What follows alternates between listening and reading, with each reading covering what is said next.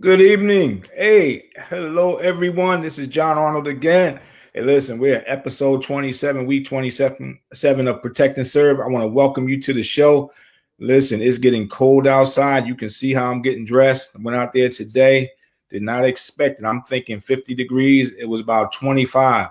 So listen, seasons are changing. As seasons are changing, I hope that you are getting enough from this show to help you as we transition. I hope that what we're bringing to the table is helping you when you go out there for your holiday shopping and just being careful. All right. But listen, we thank you for joining in again on tonight. We don't take it lightly that you come on and, you participate. We think I feel that it's an honor that you would even just take the time out of your schedule to come on and share just a few minutes with us. Before we get started, I'd like to just say, the law enforcement community today, we mourn the passing of former Essex County prosecutor Clifford J. Minor. For those of you who don't know, Clifford J. Minor was one of the prosecutors who was working on, when he worked in office, we had a lot of progressive law enforcement. We had partnered with people, everything they're talking about doing now, we were doing back then. We had partnered with Jim Brown. We did basketball. The prosecutor's office had his own basketball team. We played other teams throughout the county. We knew Cliff Minor was a community type guy, and he was really, really, really a good prosecutor. He really loved, the community. Listen, it was because of him that I got promoted because he was one who, if you did hard work, he would recognize your work and he would bring you upward. And he would hope that him and Chief Harold Gibson, they would hope that you would help out others. And that's what you're supposed to do when you get promoted. You're supposed to bring your talents and gifts to the table and help others. And Cliff Minor was one. He recognized young talent within the office. He knew that in order for that office to thrive and grow under his tenure, that he had to reach down and pick up some young blood, because that young folks back then, I was able to run and do things that the older lieutenants couldn't do. So it was really an honor to me. It was a privilege for me to work for him as a lieutenant. He assigned me to homicide. I made history under him. And so my heart is indebted. My prayers go out to the Minor family as they mourn the loss of such a great Newark legend. He was a former Newark Police Department detective who worked with my dad, Newark police officer. He was the municipal court judge. And then the governor tapped him to come up there and be the prosecutor for Essex County. So again, we mourn the loss of Clifford J. Minor, former Essex County prosecutor. Also today, I know you don't see it, but we have a gentleman who runs all of this, who puts Protect and Serve on the map. And he's the one that we always refer to as the producer. I just want you to just say happy birthday to Brother Musa Muhammad, who runs our program. Let me bring in my two guests tonight, Steffi and Anthony Cox. Hey guys. Hi. How you doing? Hey, listen, somebody, I didn't say it earlier, but somebody has joined us in having a birthday this year, and that would be none other than Brother Musa. Producer. Yeah, the producer. And, listen, he's the one that keep us going. So, we want to say happy birthday to him. I'm not going to sing because everybody will cut off and go hide somewhere else. But go ahead, Steph. Yeah, just I want to hear that one. Yeah, Happy birthday, Musa. Happy birthday, Musa. Right there. Happy birthday, Musa. Celebrate you. That's it. That's our boy. I was just telling our audience that, we were mourning the passing of Clifford J. Minor.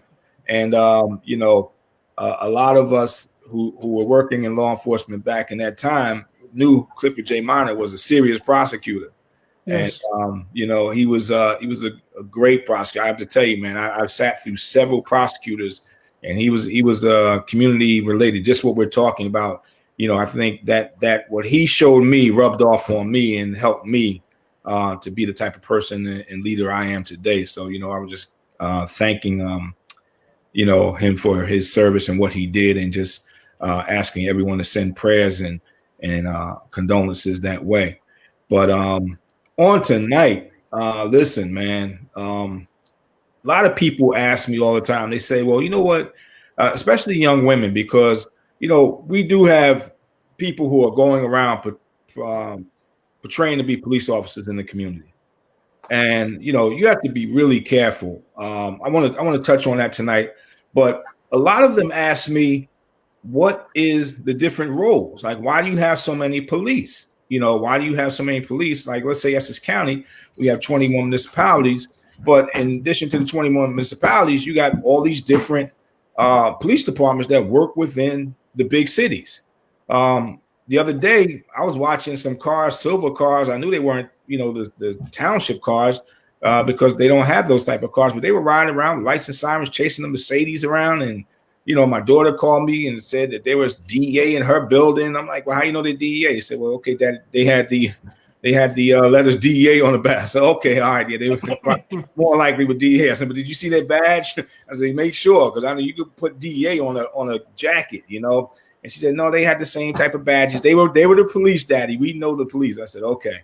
And so I wanted to go through it because folks don't understand that there's not only police officers from the local towns, but there's university police, which we have had on the show. There's U.S. Customs, U.S. Marshal. Listen, there's park rangers in West Orange, which I never knew, but I saw some people carrying a gun with a funny looking uniform. I said, "Ooh, what's that uniform?" It was a park ranger. I never knew that park ranger, border commission. So I just wanted to go down the hierarchy and talk about the different type of roles that law enforcement has in our community. So let's open up a discussion. Let's talk about it. Who wants to say something about the different agencies in our department, your experiences with them? Should we start from the top and break it down? What should we do? Might as well. Well, all right. Yeah. Start from local. Okay. And go up. So everybody knows the local cop. All right. He's the one that has the uniform that represents the township for which he works for. They have a patch which will have the municipal or the township's name on it. If it's East Orange, Newark, Irvington, Orange, they all have different patches. Some of them might have the same or similar vehicles, but for the most part, the patches will be different. After your municipal cops, we have the county level officers. That will be your county sheriff department, your county. Well, now in Essex, it's like the county police / sheriff's department. He absorbed the county police. You have the corrections officers who also are out there and have uniforms and empowered to make arrests. What else you got? Oh, the prosecutor's office, of course. All right, prosecutor's office. And then when you move on above that, you have the state police and the New Jersey State Attorney General's office. So those are the things, and each has a unique function. So a lot of people don't understand. The breakdown is this, ladies and gentlemen. When we as police officers in our departments, their primary responsibility is patrol, respond to crimes in the community, make arrests, and that's what you get from your municipal police departments. Your county police departments and county agencies, they have a more wider scope of authority. So they'll be able to go into different municipalities and conduct arrests under the authority of their badge, whether it be the sheriff's office or the prosecutor's office. Now, the prosecutor's office is not primarily a response type of department.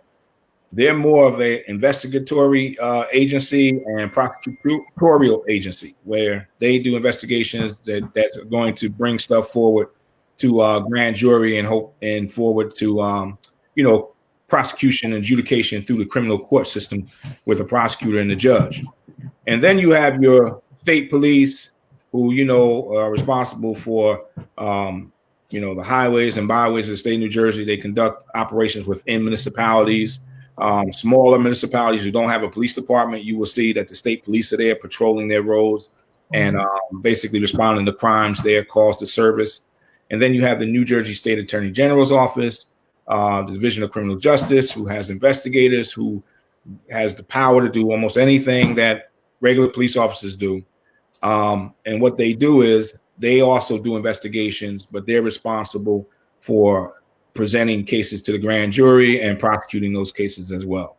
Prosecutor's office and AG's office can come into almost anywhere and conduct an investigation.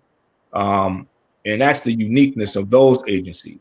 And what you will see with a lot of other agencies, police departments, is that they would have to be stay within the jurisdiction that they're in. They can go across, their lines, but their primary responsibility is within their own township, and that's the difference. So your police officers, the ones that you pay taxes to the city, are there to protect and serve you, as opposed to county agencies, which can go throughout different counties.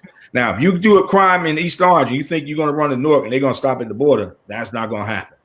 They're going to be on you, all right, and vice versa.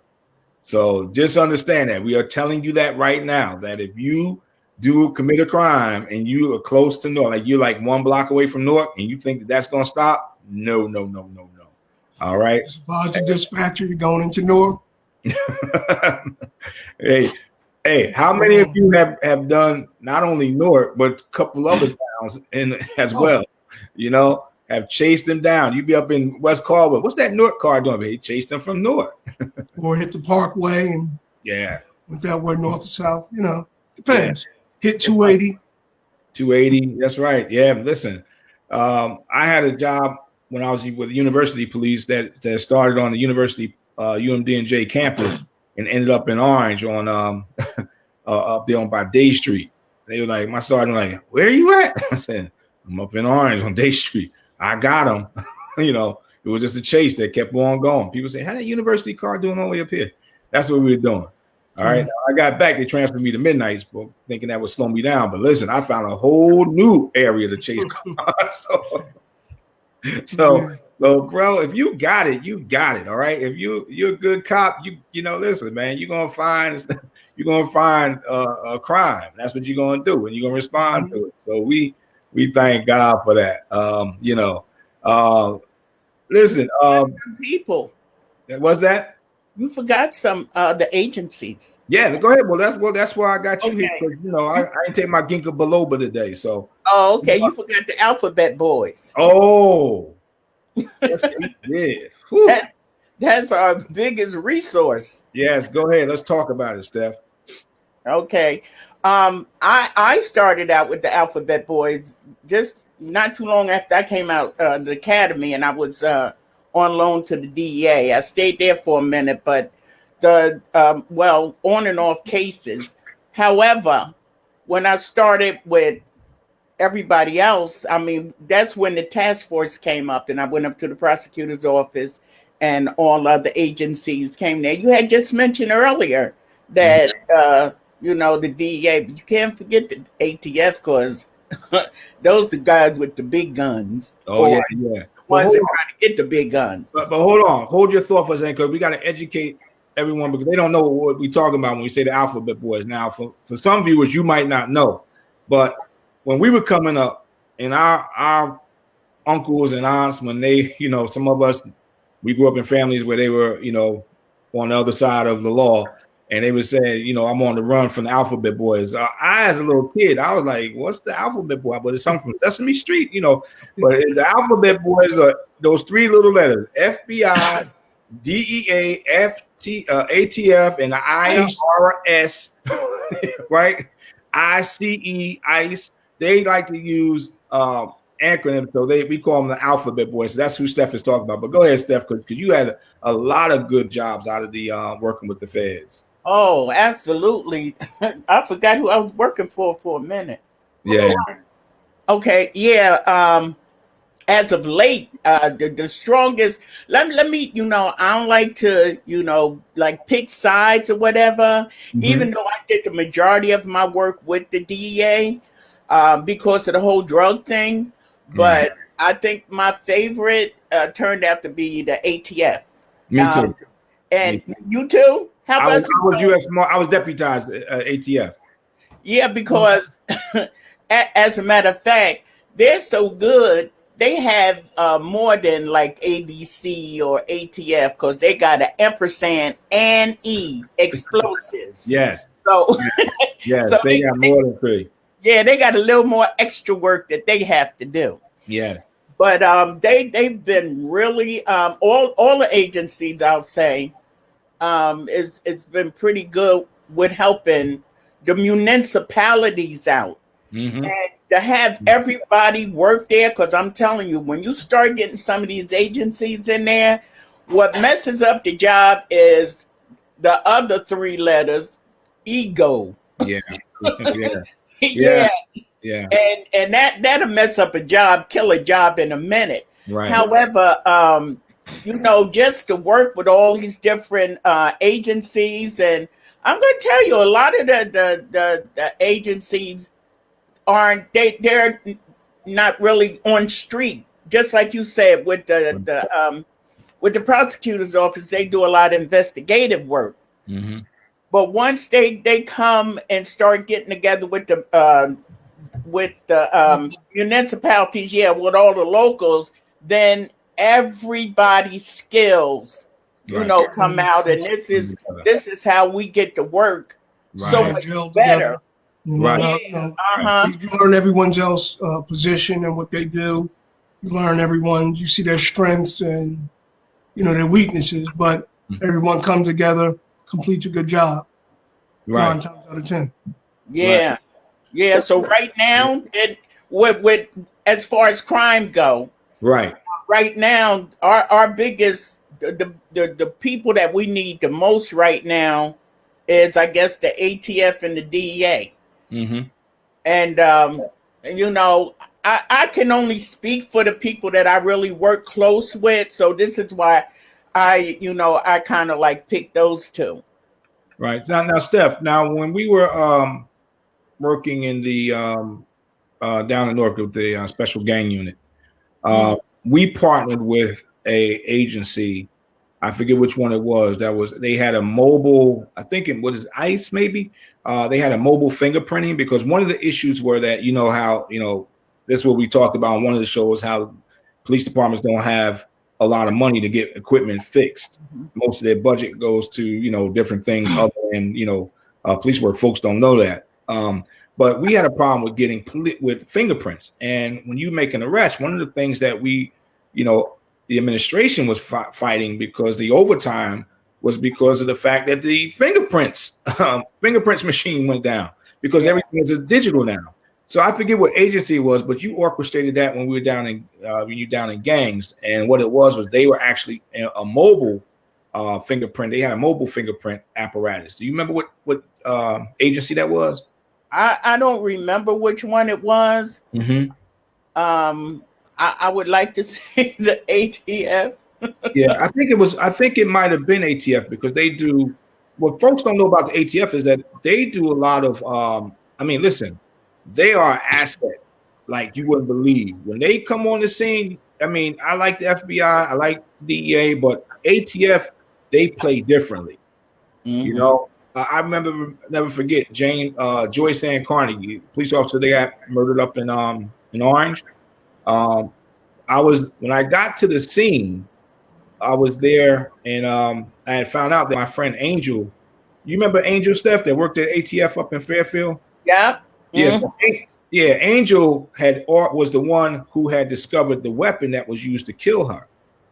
And right away that night, we had the tracing everything back and found out it was a stolen gun out of the South, down North Carolina. So just so the audience, for those who are not cops, hey, I see all the officers on there, Charles, Thomas, hey, how's everybody doing? Listen, when we are doing investigations and we have limited resources, it's a great thing, like Steph said, that we can bring in the ATF or federal, the Alphabet Boys, and have them bring out their toys and play. They be ready to play. And they brought out stuff, and they can get stuff like us. Normally, we'd have to take the gun, submit the fingerprints to the state police, and then state submit it to the ATF, and it comes back, stolen. But this way, we have direct connect right to the ATF, right to their database system. They got that information back to us like this, and we were able to determine that what we were dealing with. It got us closer in our investigation on how to solve it and what was going on. We got reports from the local authorities down there about the gun being stolen, who stole it, who was down there, everything, and it really helped out in our investigation. It moved it along a lot faster than it would have had we just been working locally and going through our local resources. So no, it's great. And when it comes to an investigation, you as a victim, you want everybody to to be putting everything and their all into the investigation. That's one thing I used to get in trouble for because I was never one, and I was very vocal about it. I always said the way you investigate a crime in the suburbs, you investigate the same way in the urban areas. I don't see a difference. A victim of crime is a victim of crime, and that's what we have to do. Whatever resources we have, we're going to utilize them to investigate. You know, even someone who might have been dealing in illegal activity and became a victim, got killed or whatever. We're going to do the same type of put out those same type of resources. You know what I'm saying? So that family, right? So that family will get some resolution because a lot of you got a lot of good families. Just because people grow up in the hood or in the urban areas don't mean they're all bad. I mean, listen, can anything good come out of Newark? Yes. Can anything good come out of East Orange? Yes. We're a product of where we came out of. So yes, and our family members are there still. Some of us, our family members are still there. Good people. So unfortunately, in our areas, folks fall victim to crime who come from good families, and they deserve the same type of police service that we would give someone in the suburb. I hated that when they always say, "Oh, it's a red ball," or "It's a special case." What's so special about it? The zip code? I don't believe in that. I don't believe in that. So yeah. But the agencies are good. I mean, I like the Alphabet Boys. Some people are a little funny and hesitant to work with the Alphabet Boys. But me, I mean, listen, if you got resources I can use, Joy said Cardi as example. The people who brought her in, first we called on we're gonna say 609 boys. All right. Area code 609, and they beat my man up. All right. They beat him up, and I'm like, oh my God, they beat this kid up. What am I gonna do now? So when we got a new lead and we went to go, I said, I got to call somebody who would do something a little bit differently. And FBI came in. I didn't know they had a SWAT team, man. FBI came. I was like, whoa, look at these guys. I mean, they're like military, Navy SEALs. They came in. They did what they do. All I wanted was to see that Joker brought in cuffs, and that's what it was. I wanted to bring resolution to the family, and that's what we did. And he wasn't beat up. He wasn't assaulted. Nothing. So that's the type of service you get when you deal with, groups of agencies who are a little bit more, have more resources, a little bit better trained, more well trained, etc. You don't get that type of nonsense that we're seeing across the nation now. But so I mean, so let's talk about let's say that. Let me give you a scenario for some of our viewers, and this is a quiz for Tony and Stephanie. I know they're gonna come up with the right answer. So I'm driving along. I'm going to the mall, but I had to take a detour because a deer jumped out in the road and got hit, and there's all kind of gory stuff on the road, and I can't go that way to the mall. So now I'm riding through a town, but now I get in an accident. I have no idea where I'm at, and I don't know who to call, but I want to call somebody quick. And 911 wasn't available. Let's say 911 wasn't available. How do you tell where you're at? And who's going to respond? Do you have a smartphone? Well, no. Let's go back. Let's say smartphone is will not do GPS tracking because I'm in the area. You know how, especially if you got AT&T, you put in their location and you just get a little blue dot that's still in Newark. You're like, no, I left Newark 15 minutes ago. But there's some indicators that folks look at Thomas Hargroves talking about use GPS on phone. Come on, would you just go along with us, Thomas? We just trying to help you out, all right? If you don't have your cell phone, right? All right. So one thing I learned from working with other agencies, and check this out, is that utility poles have a code for what town you're in. Mm-hmm. Usually the first one or two numbers. But yeah, the letters, right? Mm-hmm. So if you're in EO, East Orange, it'll say EO.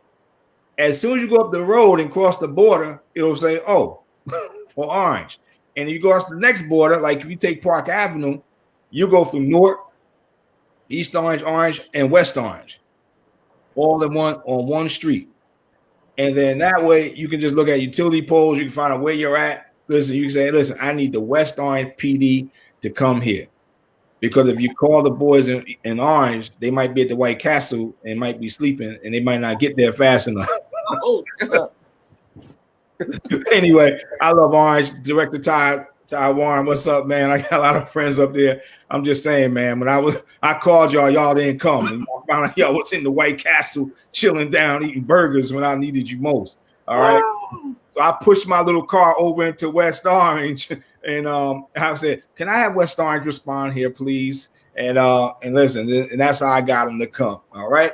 All right, listen, that's just inside joke between cops. All right. I love all the agencies. I like to see anybody in blue coming when I need some help.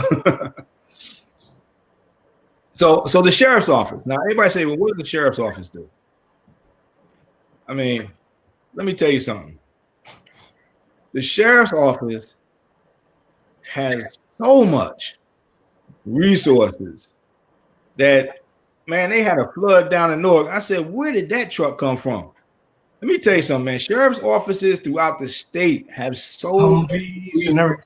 Humvees, 5 tons. I'm like, where you keep this stuff at, right?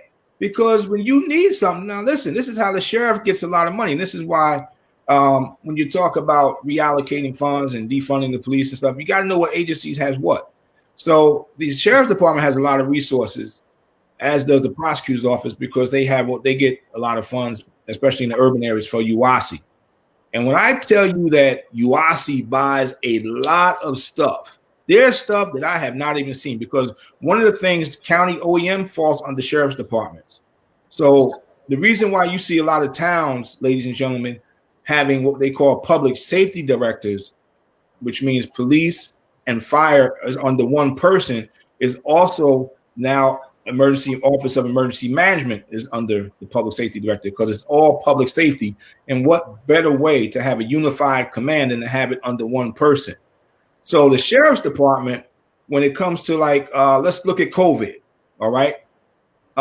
They have access to tents and vehicles that we who work in the private sector were amazed at. When I was sitting in my command center and said, okay, well, we need these type of tents, and we didn't have the money to buy them. And the only way they would get there, they'd be there 6 weeks later. And we said, no, we need it now.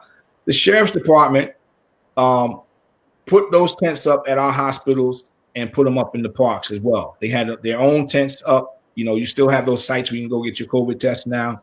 And they had them at our hospitals. If we needed more, there's even a bigger agency called they got a 4-letter word, the NJSP, New Jersey State Police. And what they have, let me tell you something, ladies and gentlemen, they have a little city. I call it Police Land, right? When we go down there to the Rock, y'all know what I'm talking about? Yes. Oh, yeah. It looks like a military base. Mm-hmm. Those jokers move their family on there. They have listen, it looks like a military base, but it's New Jersey State Police. And when they bring out stuff, listen, they bringing out toys. They got those what you call those look like a hovercraft. I know it's not a hovercraft, but those type of Navy SEAL boats that they use when there's a flood or someone's flooded out or something like that. They got a Marine unit, they got an aviation unit, they got a helicopter unit just for the governor transport, EPU. Mm-hmm. Listen, when I rode down there the first time, I don't think I went down there, it was separate. I went down there to the Rock and saw the Rock. I was like, oh my God, this thing is amazing. And New Jersey resident, you're paying for it. You're paying for it. Your tax dollars are paying for all of that stuff that they have down there, all those toys and gadgets. And they want to use it, but because, like Steffi said about the ego, the EGO, we don't get to use it because, I don't want the state police coming in here taking over my investigation. I don't want them, and they want to do it because they don't get the type of exposure to the crimes like in our community. They don't get it, so they come up here. Thanks, Charles. Amphibious vehicles. That's right. They don't get the type of opportunity to come and utilize those resources up here in our communities, and we be needing that, especially if you live in Newark down east. And only reason I'm saying that because we go down there and have the Brazilian food and whatnot. If it rains, you can't get down there. It's all underwater in the East District. That's one of the things we always have to deal with. Oh yeah. So with the exception of Newark, who has a boat unit, marine unit, but other towns that have issues like that, they have to call state police. They come out with the boats. The sheriff comes out with, I think he has a boat as well. I know the sheriffs down in Middlesex and Monmouth County do. They have boats. The only thing I don't think any sheriff's office has in New Jersey is a helicopter. That's the only thing I don't think they have. I haven't seen any sheriff's department with a helicopter. Unlike LA sheriff, down south, those are like real sheriff's departments, man. You go down there, and Joker's in charge of everything. Oh yeah, Omaha. That's it, dog and all down there, man. So Omaha, yes, Omaha.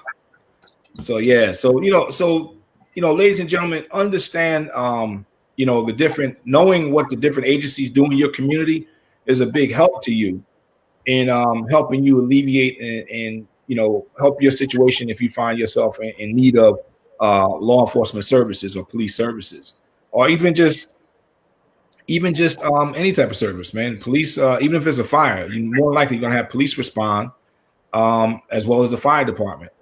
And knowing that these different agencies have, when you go to your meetings, because we're big on you attending meetings, listen, it means we can give you all the information in the world. If you don't act upon it, if you don't go to the meetings and talk about these things and let them know, let the city council know that you have awareness of this and knowledge of this, they will just keep on giving you what they want to give you. All right. That's worth about $5,000 right there. Okay. You can send us a check divided 3 ways, because that information right there is worth $5,000 that we just gave you. When you go, look at Tony's face. When you go to those city hall meetings, listen, a better informed citizen will get change in the community. All right. There's stuff that they don't even know. They don't even know. Some of the city council members, they don't know, because they don't have these discussions with their police leadership, with their police administration. They don't have these discussions. I've sat in plenty of meetings with city officials, and they said, well, I didn't know we had that. Yes, you have that available. We have that capability, and we can do that for you, and we should be doing this for you. So make sure you take this information and say, listen, what is our capability? In the event of a storm, in the event of this, who's running our emergency management? Who's doing our emergency preparedness? That's the difference. There is a difference between the management and preparedness. Management, I'm managing the situation. Preparedness is I'm preparing you so that if it does happen, you have things that you can do. Water, like COVID, you're gonna need sanitizer, you're gonna need paper towels, you're gonna need food, you're gonna need blankets. That's all emergency preparedness. Police departments don't really do that, but your Office of Emergency Management does do that, and they can actually help you by making you doing CERT training, which is training that they do for civilians in your neighborhood. So in the event that something happens, listen, you got a CERT bag, you got a go bag. How many of you have a go bag in your house? How many of you know what a go bag is? All right. How many of you know that, you're buying bottled water? How about meals ready to eat, little small meals that you can carry in a bag? How about your water that comes in a little pouch that you can pack in your bag? And how about blankets? In case you lose the electricity in your house, you have a foil blanket that will go around your body and keep your body warm, so that, these are things you have in what we call a go bag. Everybody else knows about it. Flashlight that the old-fashioned flashlights that wind up instead of using batteries. Yep. In case it runs out of batteries. All types of things. Yeah, Tony, why don't you share with them a little bit about like the type of things you did for your go bag? I have one in my car and one in the house. In the car, I keep one with bottled water, hands. You all right, John? Hand sanitizer, bottle of alcohol, extra masks, like $100 in loose cash, flashlights, something you think, everyday items that you can use that you're not thinking that you might need. Right. Some rope. What else is in there? Magazine, in case you have to read. Just paper bag, garbage bag. What else is in there? So you got So now I didn't want to show the audience my back, but I did want to reach back and grab something that I just purchased for my go bag. I also have like tuna and MRE stuff like that. Can opener. You know, but this is this right here is a water bag. It's emergency drinking water, which is different from a bottle because the bottles get bulky, and you know this is something that'll fit right in your bag, and you know, like you said, and then you have like a blanket. Now this is the blanket right here. This fits in my bag. It's a blanket. It's a foil blanket. So what it does is it retains your body heat because your body heat makes its own heat, you know. And if you have it, you know, you can if you buy one of them and you find yourself, and I like what Tony said because all right, we talk about a go bag, but suppose like the storm about a couple of years ago we got caught off guard with. Everybody was stuck on 280, they were stuck on the road. Listen, it was so bad that folks that worked in our corporate office in West Orange who lived in Livingston had to spend a night in their cars. Couldn't get home. How did they go to the bathroom? They had to jump out of their car because they were unprepared because the snowstorm wasn't supposed to come till later. They didn't have the right footwear in their car. I always carry a pair of boots in my car. I can't carry a pair of thermals in my car. And I carry an extra bottle in my car. I carry toilet paper and everything else in my car because if you ever, you know, or found yourself stranded in the car, listen, I got a go bag. I got all this stuff in there. So it's not going to do me any good at the house.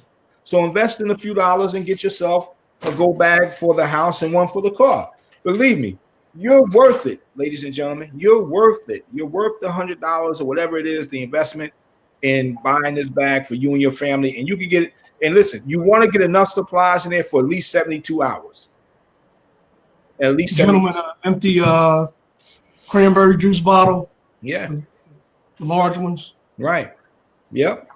For and what? Go ahead, tell Tom. We all, you know, we got mostly adults on here. I don't see any kids, so go ahead and tell them. You know, urinate and stuff.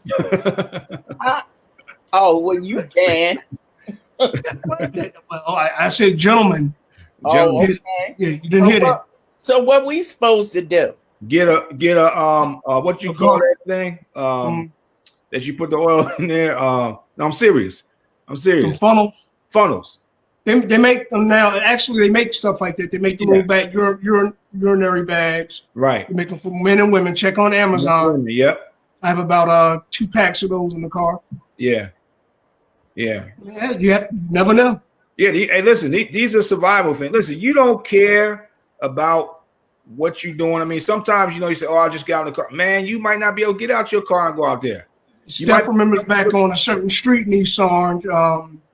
We were doing a surveillance. It was in July. The air condition was not on. We were in a vehicle that had that curtain, and I had to go. Yeah. I said, Steph, hey, put your earphones on or stick it. Hey, I got to go. Hey, listen. Went in the back, pulled the curtain. I had to go. I had a big bottle. Hey, I had to use it. Yeah. And the thing is that your OEM offices in your community OEM should be having these conversations with you. We're having it here, and Thomas made a point. Listen, we should do a show on go bags and survival because guess what? And all the craziness that's going on around the world, yes, you need to have the things that are going to protect you in the event that there's civil unrest. If it's civil unrest, also said they, drugstores carry those urinals also. That's on right. Amazon, you can get them to a little plastic urinal shape, different shape. But yeah, like they do in the hospitals, some of them plastic urinals that they have. You're right, Tom. And I don't want to get off subject, but the reason why that's important that you collect urine is to gauge where you at, especially in cold weather. Because if your urine turns brown, that means you're hyperventilating. Or you're dehydrating. So, we always had to watch each other's urine. I know it sounds crazy, but when we were on cold weather training, we had to watch each other's urine in the military because if we saw something irregular on the color of the urine, we knew that, hey, listen, bro, you need to get some water or we need to get you to some heat source. Yep. So those are the things that reason why you want to have these bottles that we're talking about and know how to use them. A good utility, a good survival knife, a flint stick, so you can make a fire. Have some fire match, waterproof matches, those type of things. Because listen, and let me tell you one thing: if it's in a snowstorm, this is what we teach in OEM. It's an old military trick. Make an igloo. Make an igloo. All you need is a candle to keep as a heat source in the igloo to keep you warm through the night. And what the igloo will do is protect you from the wind, so you don't get the frostbite. Yes, So big thing. Yeah. So this is what OEM. This is what different agencies in your community should be teaching you or showing you. They should be having these type of things. I saw some of the comments from some of the viewers tonight. They're saying that they have one because of the COVID challenges. Like, all right, so listen, New Jersey, those of us who live in New Jersey, we're at already 50% up. We're one of 7 states in the nation where our COVID numbers are up, where we're not shutting down yet, but if it doesn't stop, it's going to shut down. So it's important that we have these type of conversations. It's important that you have these type of conversations with your police departments, because who remembers was it Superstorm Sandy? Yeah. When the generators at the gas stations ran out, you couldn't use the ATM card, Mm-hmm. Yeah. Listen, these are conversations that when I tell you where I work at throughout the state, and I sit down with law enforcement agencies and emergency management people, these are the conversations they're having. It was one OEM manager, emergency management director. What he did was he bought gasoline for his township. And what it did, all you had to do was go there with your driver's license, prove that you was a resident, and you could purchase gasoline from the county or from the city, municipality, because the gas stations were down. Hey, yeah, that's good. You know what I'm saying? So OEM bought they had a tank installed in the ground, and that's what they did. And they had a connection with the fueling company. And listen, all the fueling company got to do is come there with a truck and dump it. They don't have to pump it. So they dumped it. The OEM agency pumped it, and the residents came there as a service to them, and they were able to buy gasoline and keep their cars going and keep their generators going. That's the other thing, generators in the event of the storm. So a lot of folks, a lot of agencies, police agencies and OEM agencies, they do that type of service. They do that type of training. Make sure that, listen, you get your generators going. For those of you who have generators, if you don't, you should look to invest in one. And make sure that you have some electricity and heat for your family during these cold weathers and storms and the hurricanes and all those different things. Civil unrest, somebody, does something crazy. Listen, depending on where you live at, somebody can be driving drunk and crash into a utility pole and knock out electricity for about 3 or 4 days. Tone, I think you had an incident with a tree, right? Down in your neighborhood. Yes. Things happen. So, ladies and gentlemen, it's important that you have these conversations with your public safety agencies in your community. I want to go to another subject real quick, because it's starting to get cold. It was cold out there today. I thought I was going to be working outside, and let me tell you something. As my dad used to say, the hawk came up and was all around me, surrounded me and accosted me, and said, "You know what? You don't need to be out here trying to get frostbite."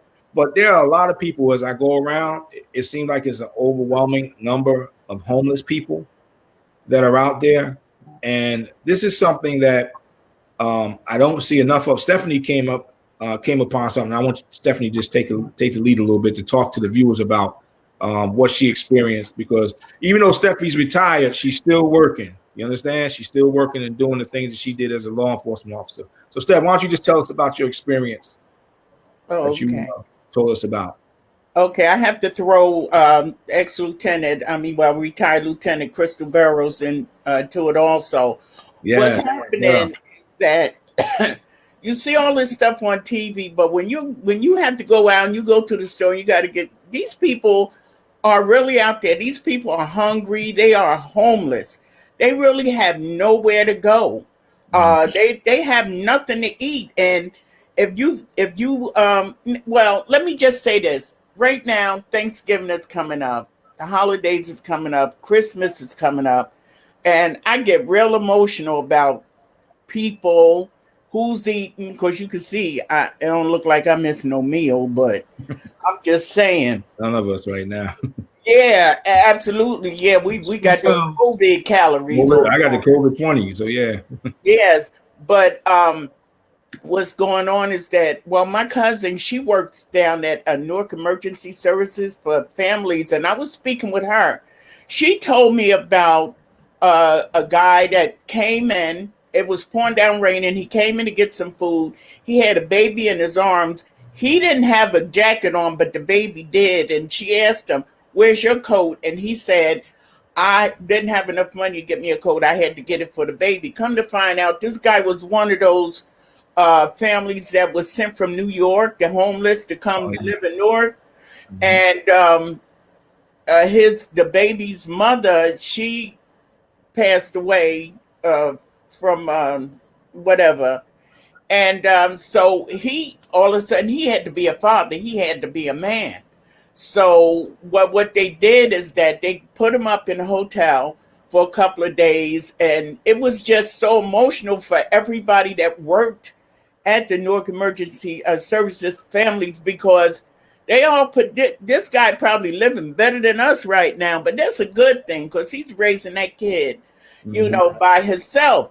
Then that led into, it was homeless awareness for global day, and she said that everything that they had down there, clothes, shoes, anything they had, it's gone. It's gone now, and it's just like the food banks. All the food and everything is gone.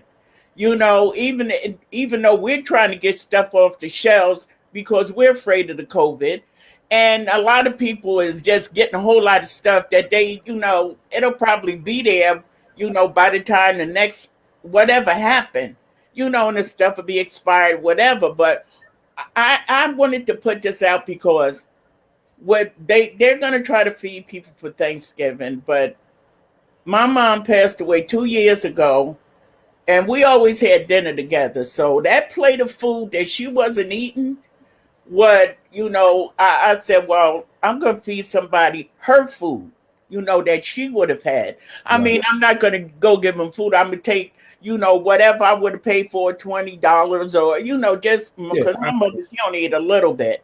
Yeah. And I would go there and somebody else going to eat her food. Right. So, I was going to try to reach out to people, and, if there's somebody that used to be at your table, you can invite them to your table virtually, and try to feed somebody else. And if you have any clothes, if you have anything, and just like Director Arnold was saying, with that blanket, Mylar, it's made out of Mylar, and I read that thing, and it keep you from every type of inclement weather. And I'm getting ready to order some of those. And like you said, we're all grown. They can wash their clothes down at the place, and then the women don't have any underwear. Right. While they're washing clothes, they have to take those off and be, naked while they're washing that one pair of underwear they don't have.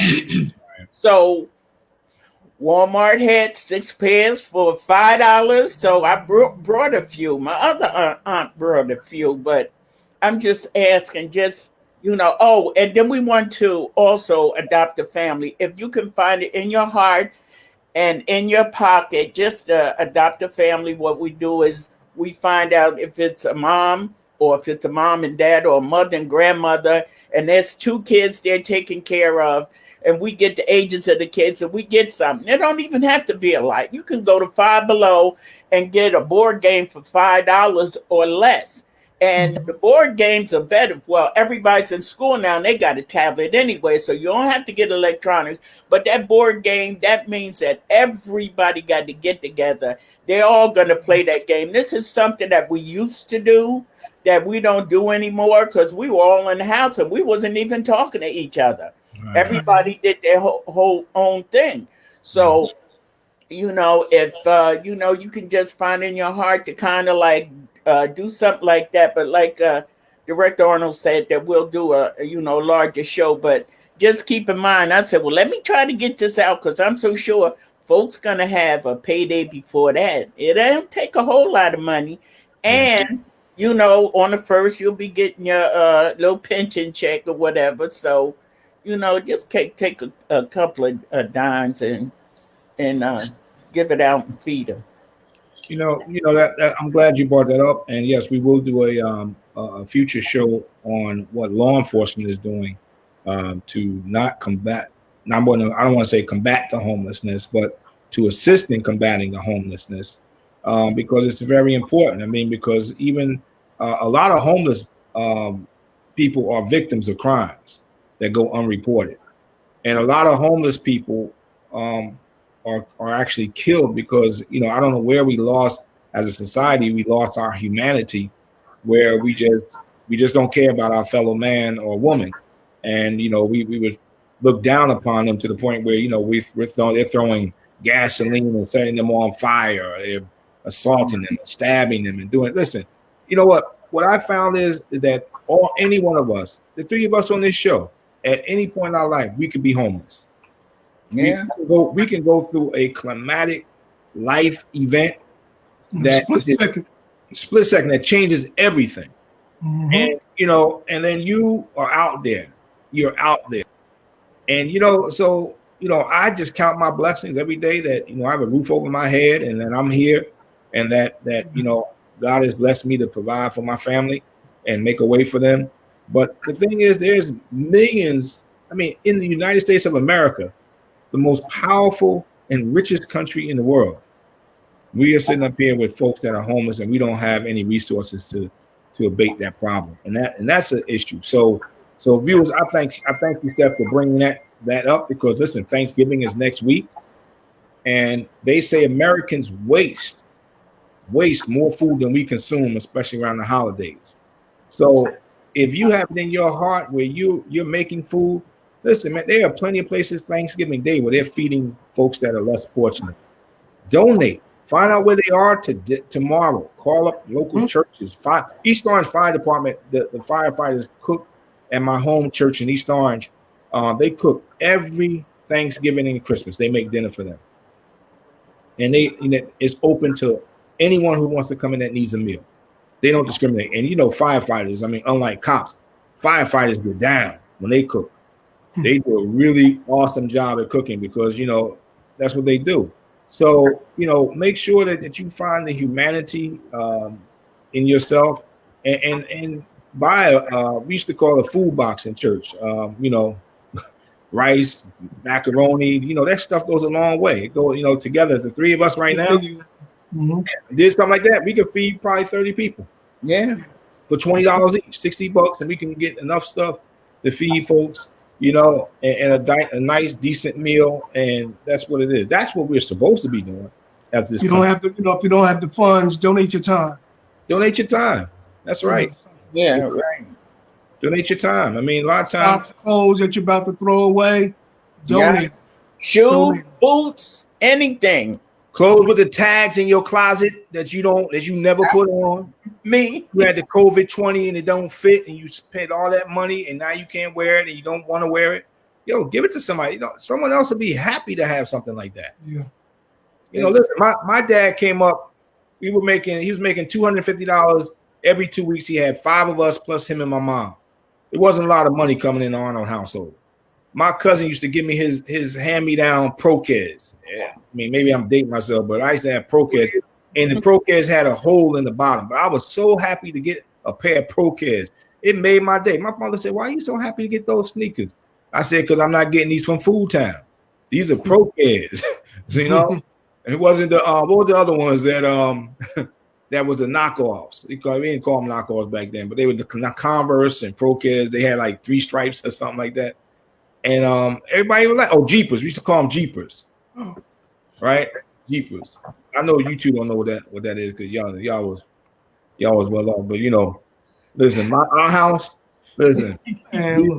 Thanks, Tom. Listen, we used to put carnation powdered milk in our eggs.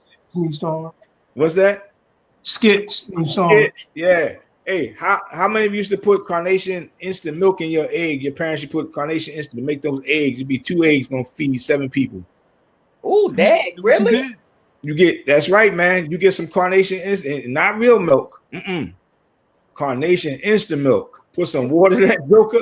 Yeah, that's right, Steph. It was the whitest eggs I ever ate in my life. But when I ate real eggs, I said, "What's this?" They said, "That's eggs." I said, "No, these ain't eggs." I said, "Nah, they're supposed to be white," and that's what it was. But listen, God bless my parents, man. They did what they had to do. My dad was family from the South, so they struggled. But listen, that's what we did in our community, and that's what we did. So that's a little peep into the Arnold household, and that's why I'm so thankful. I'm so humble because I didn't forget where I came from. Thank God. And no matter whose house you went to, somebody always fed you. That's right. Oh, listen, it wasn't even about the toys. It was listen, my grandmother and grandfather, they didn't have a lot, and they had a lot of grandkids. It was about the food. That's what it was about. I remember that.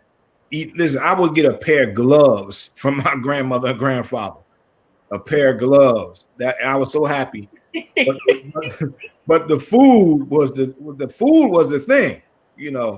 The food, we knew we were we had Big Nana and Little Nana. We know we had the Big Nana house, we're gonna get a lot of food because that was a country right there. So, so we ate, we ate Thanksgiving, Christmas, we ate, and that was the thing. We didn't have a lot, but you had food, you were happy. So, so we definitely do a show because there's been some information that Stephanie has provided that we're looking at now and studying. And unfortunately, it's not being done on this side of the country. It's being done in the Midwest and the West Coast. So we want to challenge our leaders in law enforcement. Hey, why aren't you participating in something like this? Why isn't something like this going on in our community? Because kids going to school hungry, that shouldn't happen. They can't even think if their belly is rumbling. Right.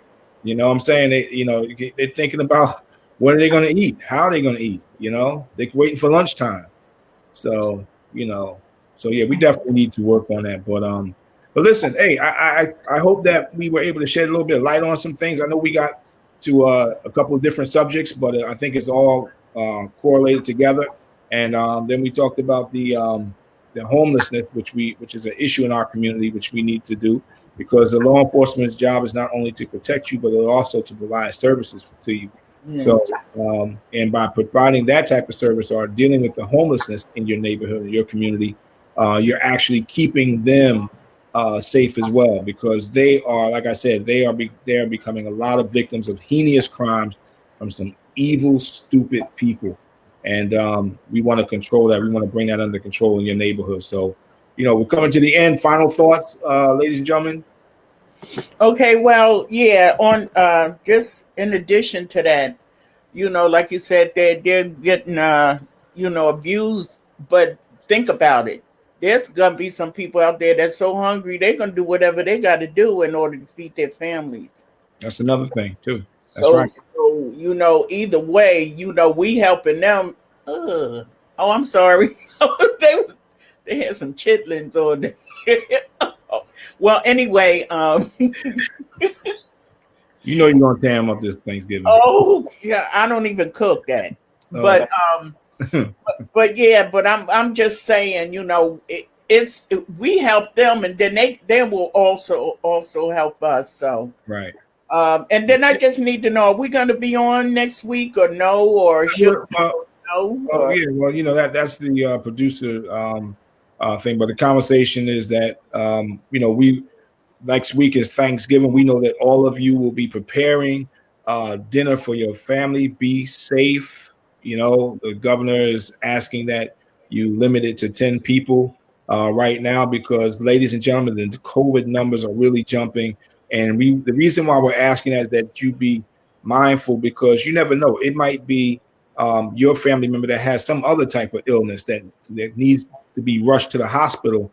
And if they can't get into the hospital because, there's so many patients, that's the danger of this disease. that's the issue, because even though we have COVID, we still have people having heart attacks, have high complications from diabetes, cancer, and different types of ailments that go on.